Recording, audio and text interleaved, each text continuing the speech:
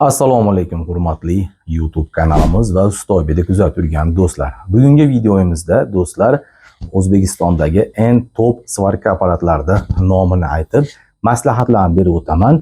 Videoda so'nggacha ko'rsalaring, bizning ustaxonamizga remontga kelgan navbatdagi apparatni obzorini, remontini va tok berishlarini batafsil tushuntiraman. Do'stlar, videoda boshlashdan oldin bizni YouTube kanalimizga obuna bo'lib qo'yishingizdan chiqmasin. Pastda qizil tugmacha bor. Shu qizil tugmachani bosinglar, like bosinglar va kommentariyaga o'zingiz ishlatayotgan svarka apparatni nomini yozib qo'ying, chunki ko'pchilik do'stlarimiz so'raydi, qaysi svarka apparat deb. O'zingiz ishlatayotgan svarka apparatni nomini yozinglar, kanalga obuna bo'lishingizdan chiqmasin. Instagram kanalimga ham obuna bo'ling. Xo'p, O'zbekistonimizda top svarka apparatlari nomini sanab o'taman. Birinchi o'rinda ko'pchilikga tavsiya qilayotgan apparatimiz birinchi emas, 5-o'rindan boshlaymiz. Ya'ni 5-chi emas, 1-o'rindan boshlaymiz. Birinchi o'rindagi top svarka apparatimiz ko'pchilikga maslahatchisi Oybek yaxshi apparat deyotgan. Bu EPA MMA 250 XI yoki XI2 backward svarka apparat, yoqishlari baland tok beradi.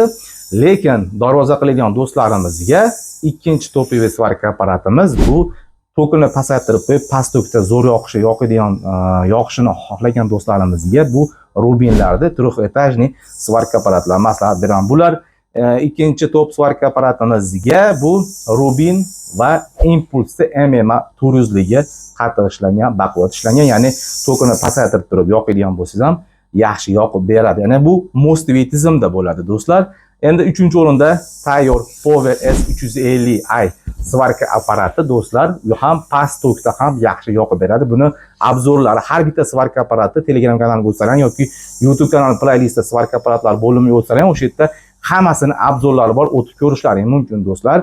Demak, keyingi apparatlarimiz boshlang'ich svarka apparatlarimiz do'stlar. Boshlang'ich svarka apparatlariga hamma apparat o'tib ketaveradi. Ko'pchilikga do'stlar Texani 400ligini tavsiya qilamiz. Narxi arzon va qulay ishlaydigan svarka apparat. Boshlang'ichga hamma apparat bo'laveradi, olib svarka qilaverasizlar. Faqat ikkili elektrod ishlatish esdan chiqmasin. Undan kattasini arzon olgan apparatlaringni ikkili elektroddan kattasini ishlatmanglar do'stlar. Demak, sizlarga top svarka apparatlarida maslahat o'tdim, praktikadan o'tgan, do'stlarimiz ishlatib rahmatlarini aytayotgan, ya'ni ishonchli apparatlar do'stlar. Demak, bizga bugun remontga svarka apparat kelgan, mana Resanta Sai 160. Xo'p, bunda tranzistorlar ishdan chiqqan, chiroyli tarzda remontini qilamiz. Hali beri usta ko'rmagan, chiroyli qilib o'zimiz remontini qilib beramiz. Buni qisqacha obzorni beraman. Do'stlar, Resanta haqida yana to'liqroq ma'lumot beraman. Hozirgi yangi chiqqan Resantalarga tavsiya qilganimiz yo'q. Resanta ishlataman desalarning, Resantaning muxlislariga 2012-2013dagi Resantalar, 2014dagi Resantalar olib ishlatinglar. Undan ag'aya chiqqanlar 2017dan tevadilari barchasi do'stlar ekonom tarzga o'tib ketyapti, ya'ni ixchamlashib ketyapti. Shuning uchun maslahat beraman. Resantaning muxlislari eski svarka apparat, ya'ni Sai 250 lar bor, o'shalar moshniy backward bo'ladi, kasoy most tizimida bo'ladi.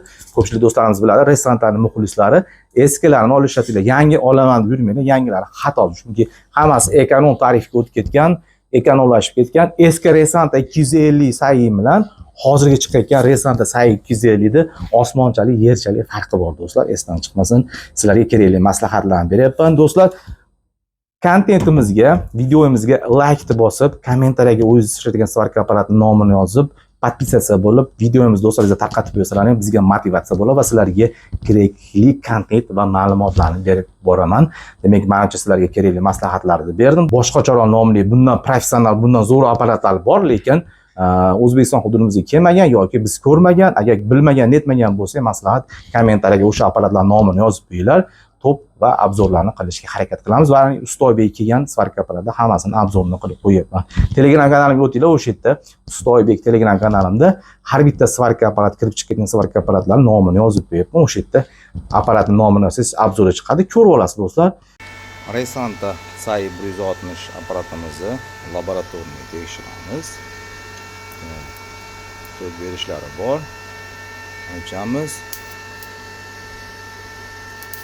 Podjiglari bor. Yaxshi. Ochamiz. Maksimum ochamiz. 120 amper maksimum tok beryapti. Chiroyli tarzda remontlarini qilindi. Podjiglari bor, dahshat.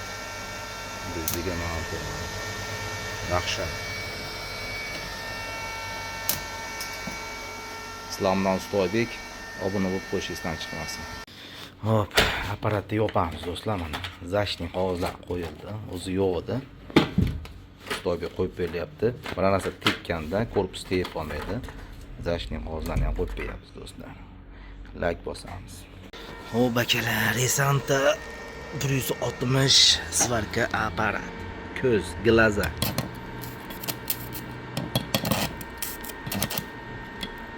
Negadir o'ng qo'lda effekt bermaydi. Chap qo'l, o'ng qo'l yaxshi bor, chap qo'l. Mana o'xshlar. Mana. Elektrod tugan. Resanta 160 ispitanadan o'tdi. Moshni.